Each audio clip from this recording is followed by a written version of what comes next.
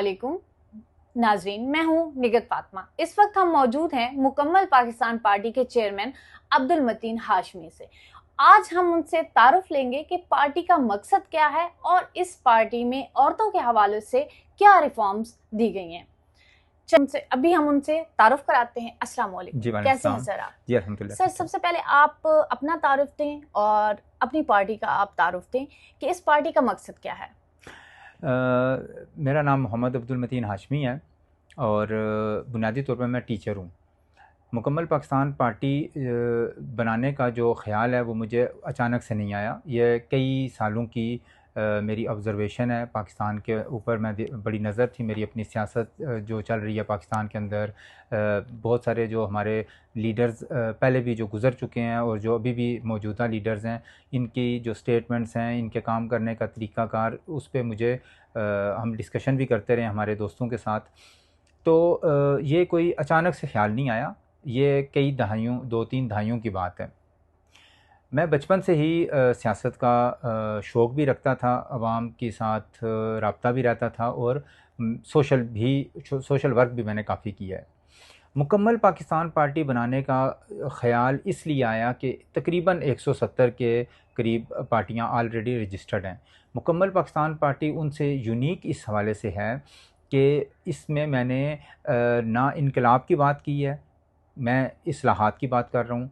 मैंने pink colour रखा है झंडे के अंदर, वो ख़वातीन को रिप्रेजेंट कर रहा है। पिंक कलर आपको भी पता है कि इस वक्त इंटरनेशनल सतह पे ना जब भी बात होती है तो ख़वातीन के हवाले से जब कोई कलर की जब बात होती है तो पिंक कलर ही रिप्रेजेंट करता है ख़वातीन को। आजकल वैसे ब्लू कलर के ऊपर भी बात चल रही है। तो पिंक इसलिए रखा है कि हम चाहते हैं कि पाकिस्तान की 100% जो ख़वातीन हैं वो हमारी पार्टी उनको रिप्रेजेंट कर रही है। और पिंक कलर हमारा हाफ है, क्रॉस में है झंडे में कलर, आधा कलर। यानी आप ये कहना चाहते हैं कि औरतों को इसमें आप जगह दे रहे हैं? 100% जगह दे रहे हैं हम। 52% ख़वातीन हैं और आलमोस्ट 50% यानी मतलब आलमोस्ट 100% ख़वातीन को जो है हम रिप्रेजेंट कर रहे हैं अपने इस झंडे के अंदर पार्टी के, जिसका आधा कलर पिंक है और आधा कलर सब्ज़ है। और चांद सितारा जो है वो ज़ाहिर बात है इस्लाम की एक अलामत है। सर, आपकी पार्टी के हवाले से ये देखा गया है कि आपने रुपए का जो लोगो है वो मुतारिफ़ कराया है, तो इस रुपए के लोगो को मुतारिफ़ कराने का क्या मकसद है आपका? जी बिल्कुल, देखें मैंने कुछ इंटरनेशनल सफ़र भी किया है, काफ़ी लोगों से मिला, मुख्तलिफ़ लोगों से मेरी बातचीत भी होती रही है।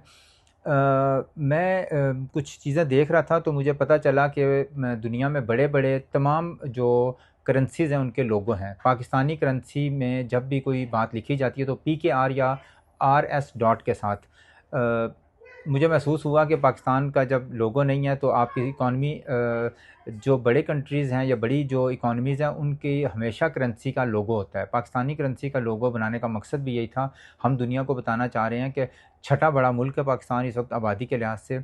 हमारी करेंसी जो है ना वो उसका हम समझते हैं कि वो स्टेबल है, इसीलिए हम उसको आल्दो के अभी ज़ाहिर बात है इकॉनमी के अंदर कुछ इश्यूज़ भी हैं और हम उनको स्टेबल करना भी चाह रहे हैं। तो इसलिए मुझे ये यकीन हो गया कि हमें लोगो बनाना चाहिए, जो कि मैंने रुपए का जो रे है, उर्दू का लफ्ज़ रे, उसमें निशान रखा है और साथ में 2 इक्वल के निशान है, जिसका मतलब होता है कि आपकी इकॉनमी स्टेबल है।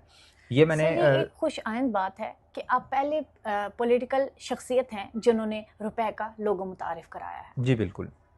अच्छा, ये मैंने प्राइम मिनिस्टर को भी ख़त लिख दिया है, मैंने गवर्नर स्टेट बैंक को भी ख़त लिखा है और ओपन लेटर भी नेशन के नाम लिखा है।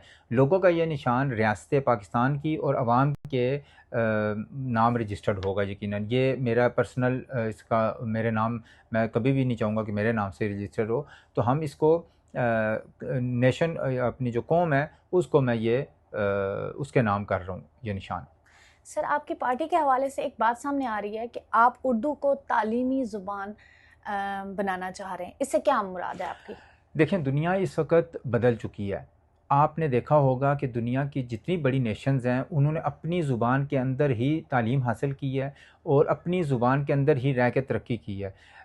ये एक थोड़ा सा टाइम टेकिंग आंसर है इसका, लेकिन इसको मैं अगर सम अप करूँ और शॉर्ट आपको आंसर दूँ तो वो ये है कि ہم انگلش میڈیم کو بہت فوقیت دیتے رہے ہیں. 78 سال سے پاکستان میں جو 26 کروڑ سے زیادہ کی ہماری جو نیشن ہے جس کی آبادی, ہمارے بہت کم سائنسدان پیدا ہوئے ہیں, بہت کم انجینئر, ڈاکٹر. اس میں پیرائی کی بات کروں جہاں پہ نا آپ نے چیزوں کو انوینشن کرنی ہے, آپ نے چیزوں کو سیکھنا ہے.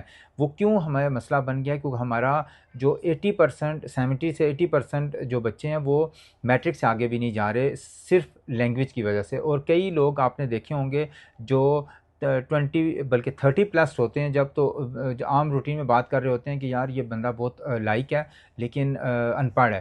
وہ کیوں؟ کیونکہ لینگویج کا ایشو آ رہا ہے. ہمارے بہت ذہین بچے صرف اس لیے سائنسدان نہیں بن سکے, انجینئر نہیں بن سکے, ڈاکٹرز نہیں بن سکے کیونکہ میڈیم آف لینگویج جو تھی وہ انگلش تھی. اگر یہ یعنی اردو میں آپ ہو, یہ کہنا چاہ رہے ہیں کہ اردو کو آپ ترویج دینا چاہ رہے ہیں؟ 100%. کیونکہ اگر آپ اردو لینگویج اگر آپ کی تعلیمی زبان بن جائے تو میں آپ کو یقین دلاتا ہوں پاکستان میں اتنی انوینشن ہوں, اتنے زیادہ مطلب جو ابھی تک ہیں اس کے مقابلے میں ریشو میں بھی 100% بڑھ جائے آلموسٹ.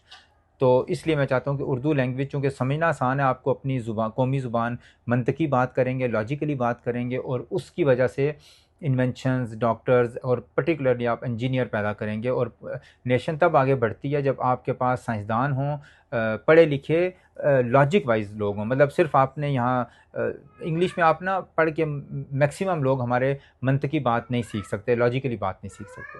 اس پارٹی کے انیشیٹو کو لے کر آپ کس طرح کا نظام قائم کرنا چاہتے ہیں؟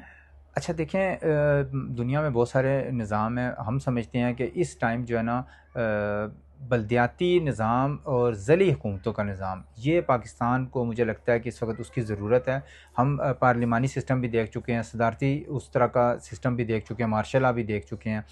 جو آپ کا ذیلی حکومتوں کا نظام اور اوپر ایک اس کے اوپر ایک اسٹرانگ جو ہے نا, ہم چاہتے ہیں کہ ایک سسٹم بنے, ذیلی حکومتیں بنیں, ضلع کے اندر ہی آپ کے ججز ہوں اور باقی اس طرح کا نظام چاہتے ہیں کہ عوام کو اپنے جو حکومت چلانے کا جو نظام ہے وہ قریب ترین ہو آپ کا جو بھی حکمران ہے, تاکہ عوام کو زیادہ دور نہ جانا پڑے. اس وقت جو اتنے بڑے بڑے یونٹ بنے ہوئے ہیں جس کی وجہ سے عوام کو ہزاروں نہیں تو سینکڑوں کلومیٹر دور کم سے کم جانا پڑ رہا ہے. تو ہم چاہتے ہیں کہ قریب تر آپ کا انصاف کا نظام ہو, قریب تر آپ کا جو اوپر حکمران بیٹھے ہیں, تو اس سے مجھے لگتا ہے کہ بہت بہتری آنے کے چانس ہیں. تو ہم ذیلی حکومتوں کے نظام پہ خاص طور پہ توجہ دے رہے ہیں اور ہمارا مطالبہ بھی یہی ہے کہ یہ نظام آنا چاہیے.